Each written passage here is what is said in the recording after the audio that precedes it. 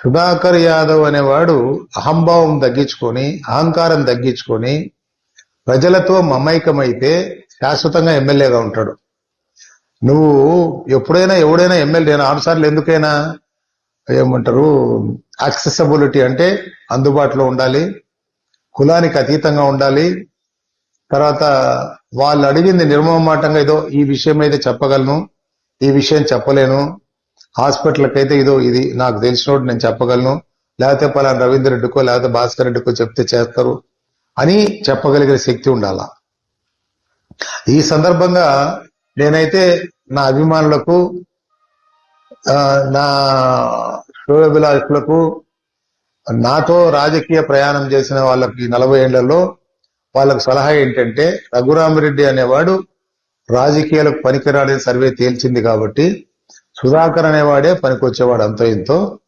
ఆ సుధాకర్ యాదవ్కు నా సలహా ఏంటంటే, అహంభావం వీడి, అహంభావం మానుకొని ప్రజలకు అందుబాటులో ఉంటూ, రైట్ నువ్వేదో కాంట్రాక్ట్లు చేసుకుంటా అంటావు, నీ బ్రతుకు తెరువు నేను పోగొట్టుకోమని చెప్పను, కాంట్రాక్ట్ చేసుకో, బ్రతుకు తెరువు పోగొట్టుకోమని చెప్పను.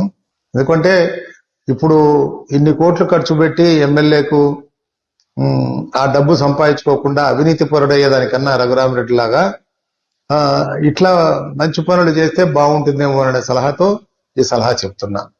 అంటే వ్యక్తిగతంగా నేను ఒక సుధాకర్ యాదవ్ పేరే ఎందుకు చెప్తున్నానంటే, అవినాష్ రెడ్డికి ఓటేయాలనా భూపేష్ రెడ్డికి ఓటేయాలనా అంటే, భూపేష్ రెడ్డి అనేవాడు ఇమ్మెటీరియల్. 2 బీజేపీకి ఇచ్చిన తర్వాత ఈ తెలుగుదేశం అనే క్యాండిడేట్ గెలిచే ప్రశ్నే లేదు, అసలు ఆలోచనే అవసరం లే. సరే, అవినాష్ రెడ్డి నిన్న నన్ను సునీత కలిసింది. అవినాష్ రెడ్డికి మీరు ఎట్లా సపోర్ట్ చేస్తారంటే, నేనేం సపోర్ట్ చేయడం లేదమ్మా, నా దగ్గరకు వచ్చిన వాళ్ళకి ఏం చేయాలి సార్ ఎంపీ సీట్ అంటే, ఆ వివేకం సినిమా చూడుకోండి నేను చెప్తాండా. యూట్యూబ్ లో వివేకం సినిమా వచ్చింది, ఆ సినిమా చూసి మీరు ఓటు వేయపోండి. కోర్టులో ఉంది కాబట్టి ఆ విషయాన్ని నేను చెప్పడం బాగుండదు, ఏది ఎవరికి ఓటేయాలని నేను ఆ మాదిరి చెప్తున్నానమ్మా అని చెప్పిన. మరి మిగతా మీ అభిప్రాయం ఏంటి, రాజకీయ అభిప్రాయాలు అన్ని చాలా అడిగింది. నేను వ్యక్తిగతంగా తెలుగుదేశం పార్టీకి కూడా వ్యతిరేకమేమ్మా, సుధాకర్ యాదవ్కి మాత్రమే చేయమంటున్నా. ఇక్కడ తెలుగుదేశం పార్టీకి ఎందుకు వ్యతిరేకం అంటే, మరి ఆయన మనసుకు తెలియాల, టికెట్లు అమ్ముకున్నాడా లేకపోతే అర్హులకు ఇచ్చినాడా లేదా,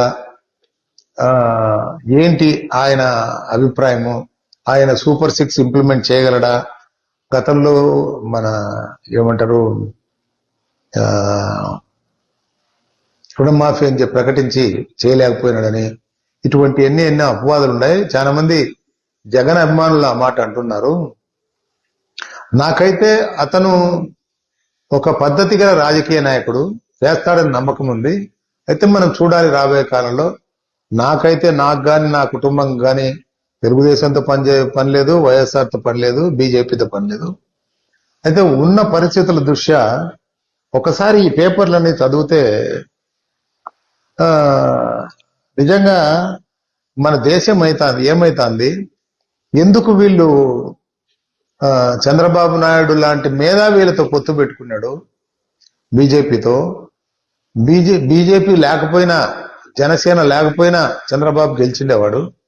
ఇప్పుడు వీళ్ళందరితో పొత్తు పెట్టుకొని బీజేపీతో పొత్తు పెట్టుకోవడం వల్ల 30 సీట్లలో దెబ్బ తగులుతోంది మైనారిటీస్. జనసేనతో పొత్తు పెట్టుకోవడం వల్ల జనసేన టికెట్లే లేవు, మనుషులే లేరు. నాకు కొన్ని సిద్ధాంతాలు ఉన్నాయి. ఈ సిద్ధాంతాల్లో తెలుగుదేశం ఫిట్ ఇన్ కాదు, బీజేపీ ఫిట్ ఇన్ కాదు, జనసేన ఫిట్ ఇన్ కాదు ఇప్పుడున్న పరిస్థితుల్లో. అయితే స్థానికంగా ఉన్న పరిస్థితుల దృష్ట్యా సుధాకర్ యాదవ్ సపోర్ట్ చేయాలని నేను డిసైడ్ చేసుకున్నాను. ఇందులో నాకేమి బ్రోకర్లు వచ్చి మాట్లాడి సుధాకర్ వచ్చి మాట్లాడాల్సిన అవసరం లేదు. నేను ఈ 3 పార్టీల కలయిక ఇంత దురదృష్టకరమైన కలయికాన్ని నేను అనుకుంటున్నా. అయితే ప్రస్తుతం మైదుకూరు రాజకీయ పరిస్థితుల దృష్ట్యా సుధాకర్ యాదవ్ కు సపోర్ట్ చేయాలనుకున్నా. అది నా శ్రేయోభిలాషులకు, నా అభిమానులకు మీరు నా మాట నమ్మేటట్టుగా ఉంటే చేయండి. మీకు ఏదైనా పని ఉంటే నేను ప్రయత్నం చేస్తా, నా శక్తి మేరకు, నాకు ఆఫీసర్లతో టచ్తో. లేనప్పుడు మీరు ఆయన్ని అడగండి. ఒక ఊర్లో ఇంటింటికి తిరగండి, ఏంటి మీ సమస్యలు, గత 5 సంవత్సరాల్లో పరిష్కారం కాని సమస్యలు ఏంటి, ఆ సమస్యలను ఒక డైరీ తీసుకోండి. నేను ఎప్పుడూ డైరీ పెట్టుకొని రాసుకునేవాడిని, ఏంటి సమస్యలు, మనం ఎలక్షన్లు అయితే ఏం పరిష్కరించాలని. కాబట్టి మీరు నిజంగా ప్రజలకు సేవలు చేయాలా, రాజకీయాల్లో ఉండాలా శాశ్వతంగా అనుకుంటే సుధాకర్ యాదవ్ సలహా ఏంటంటే, ఓ డైరీ పెట్టుకుని ప్రతి ఊరికి పోయి అక్కడంతా తిరిగి ఏంటి మీ సమస్యలు, ఆ సమస్యలను పరిష్కరించే దిశగా ప్రయత్నం చేయండి అని చెప్పి నేను సలహా ఇస్తున్నా. నా వ్యక్తిగతంగా అయితే నేను బీజేపీతో ఉండే అనుబంధంతో వీళ్ళకైతే నేను వ్యక్తిగతంగా నేను ఓటేయను. నాకున్న సమాచారం మేరకు రాష్ట్రం అంతటా కూడా ఎన్ని లుకలుకలున్నా, జనసేన, తెలుగుదేశం, బీజేపీలో ఎన్ని ప్రాబ్లమ్స్ ఉన్నా కూడా కూటమినే అధికారంలోకి వస్తుందని నా నమ్మకము. అధికారంలోకి వచ్చిన తర్వాత ఈ రాష్ట్రాన్ని బాగు ఏ విధంగా చేయాలి, ఈ రాష్ట్రాన్ని పునర్నిర్మాణం ఏ విధంగా చేయాలని ఆలోచించండి. నాకు వ్యక్తిగతంగా ఏ అజెండా లేదు, నాకు వ్యక్తిగతంగా మీరెవరు మేలు చేయాల్సిన అవసరం లేదు, నాకు వ్యక్తిగతంగా మీరెవరు పదవి ఇవ్వాల్సిన అవసరం లేదు.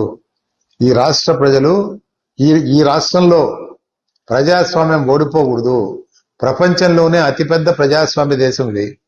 ఈ రాష్ట్రంలో ప్రజలు గెలవాలి, ప్రజాస్వామ్యం గెలవాలి, మీరు గెలవాలి, గెలిచి ప్రజలకు మేలు చేయండి అని చెప్పి కోరుతున్నా. ఎంపీకి వివేకం సినిమా చూడమంటాడా, వివేకం సినిమా చూసి మీరు దాంట్లో ఉన్న సన్నివేశాలు ఏ విధంగా ఎవరు ఎట్లా చంపారు, సిబిఐ ఏం చెప్పింది అవన్నీ చూడమని చెప్పిన. ఎంపీ